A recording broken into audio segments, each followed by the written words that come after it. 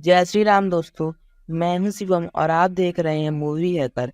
आज मैं आपको एक्सप्लेन करने वाला हूं दादा ठाकुर की शैतानी हवेली। तो चलिए शुरू करते हैं। कैद की समय कार धक्के खाते हुए रुक गई और उसमें से आरव नीचे उतरा और घड़ी देखी। इस वक्त रात के ठीक 9 बज रहे थे। फिर उसने कार का बोनट खोला और उसे ठीक करने की कोशिश करने लगा, लेकिन गाड़ी स्टार्ट नहीं हो रही थी। रात के समय कार धक्के खाते हुए रुक गई और उसमें से आरव नीचे उतरा और गाड़ी देखी। उस वक्त रात के ठीक 9 बज रहे थे। फिर उसने कार का बोनट खोलकर देखा और उसे ठीक करने की कोशिश की, लेकिन गाड़ी स्टार्ट नहीं हुई। आरव ने मोबाइल से मदद मंगवानी चाहिए, पर उसमें नेटवर्क ही नहीं था। आरव ने मोबाइल से मदद मंगवानी चाहिए, पर उसमें नेटवर्क का नामो निशान नहीं था। फिर उसने गाड़ी की पिछली सीट पर सोई हुई अपनी पत्नी मिताली को आवाज दी, उठो जल्दी से, हमें आज की रात किसी गेस्ट हाउस या होटल में बितानी होगी, क्योंकि गाड़ी खराब हो गई है और अब मैकेनिक के बिना ठीक नहीं होगी। हमेशा की तरह मिताली नींद में ही बड़बड़ाती हुई उठी। आरव, तुमसे एक काम ढंग से नहीं होता। कब से बोल रही हूँ, ये तुम्हारी पुरानी खचाड़ा बेचकर कम से कम एक सेकंड हैंड कार ले लो। जवाब में आरव बोला, खरीद लेंगे माता रानी। अब अपना बैग उठाओ और चलो कहीं रात गुजारने का जुगाड़ करते हैं। फिर दोनों जंगल की कच्ची सड़क छोड़ के मेन हाईवे पर आ गए।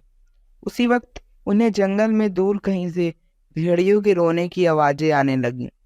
वो भेड़ियों की आवाजें उस काली रात को और भी डरावना बना रही थीं।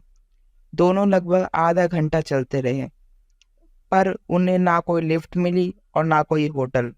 मिताली बोली, आरव, तुम्हारे बेवकूफ दोस्त मिंटू ने ये कौन से वीराने में फार्म हाउस खरीद रखा है।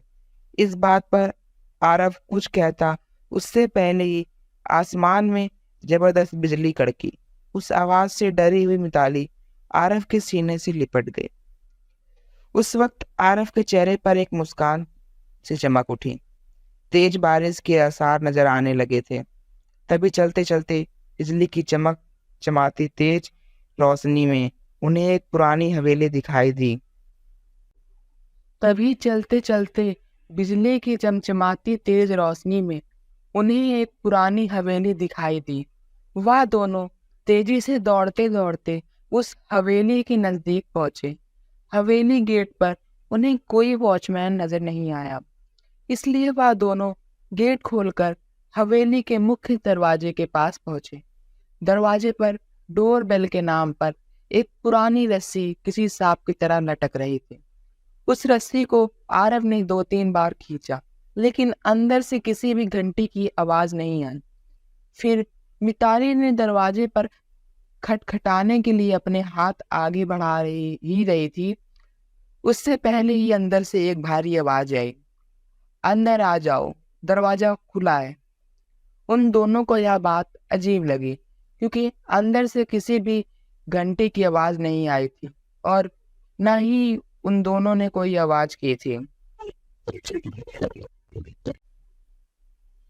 फ्रेम पर पड़ी जो खाली थी और पूरे घर में तस्वीरें ही तस्वीरें थी।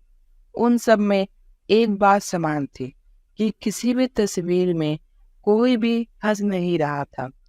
सभी तस्वीरें बिल्कुल भी भावनाहीन थीं। फिर आरव और मिताली दोनों ऊपरी मंजिल पर गए और आखिरी कमरे में जाकर लैंडलाइन से अपने दोस्त मिंटू को कॉल करने लगे। बहुत बार कोशिश करने पर भी फोन नहीं लग रहा था। तभी मिताली की नजर उस दीवार पर पड़ी। वहां और एक फोटो फ्रेम टंगी थी। उसमें भी कोई तस्वीर नहीं थी, सिर्फ खाली फ्रेम थी।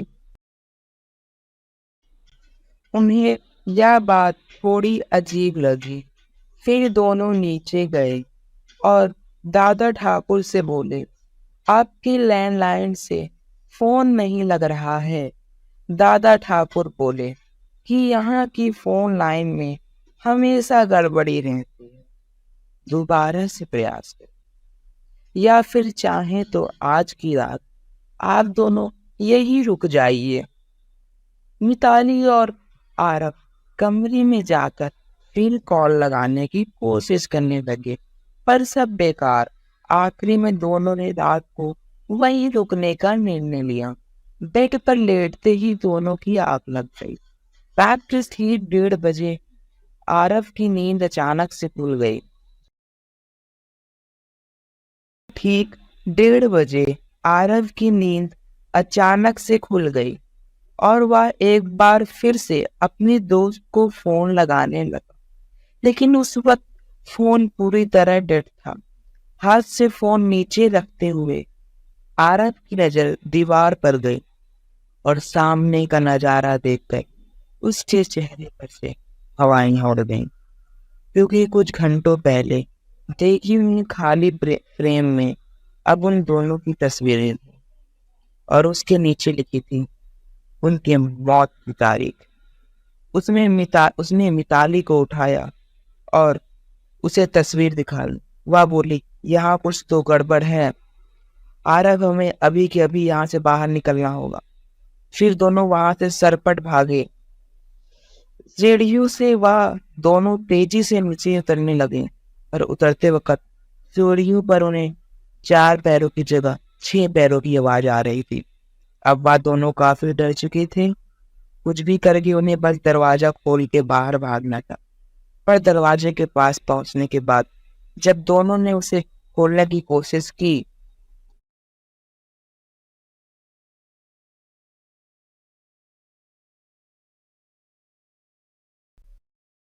पर उनकी कोशिशें नाकाम रही, क्योंकि दरवाजा किसी ने बाहर से बंद कर दिया था और अब वह दोनों उस भुतहा हवेली में कैद हो चुके थे। आरव और मिताली दरवाजा पीट रहे थे, मदद के लिए चिल्ला रहे थे। उसी वक्त बदकिस्मती से बिजली चली गई और मौत ने अंधेरे की चादर से सब कुछ ढक लिया और चारों तरफ शमशान का सन्नाटा फैल गया। मिताली अपने कांपते हाथों से मोबाइल टॉर्च चालू करने लगी। जैसे ही उसने टॉर्च चालू की, उसकी रोशनी सबसे पहले सामने वाली उस बड़ी सी फोटो फ्रेम पर पड़ी, जिस फ्रेम में अभी तक कोई फोटो नहीं थी।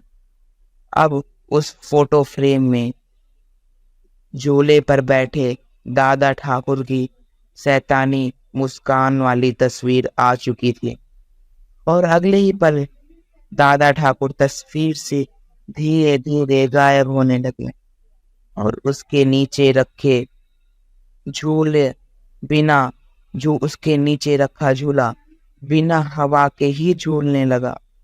उस भयानक मंजर को देखकर मिताली की रूह कांप उठी और आरव बस बेसुध देखता ही रहा। कुछ ही पलों में मोबाइल भी स्विच ऑफ हो गया। अब तक उजाले में मिताली और आरव को वहां पर एक दूसरे के साथ से अब तक उजाले में मिताली और आरव को वहां पर एक दूसरे के सांसों की ही आवाज सुनाई दे रही थी, पर अब अंधेरे में उन्हें और कई सारे लोगों के सांसों की आवाज सुनाई देने लगी।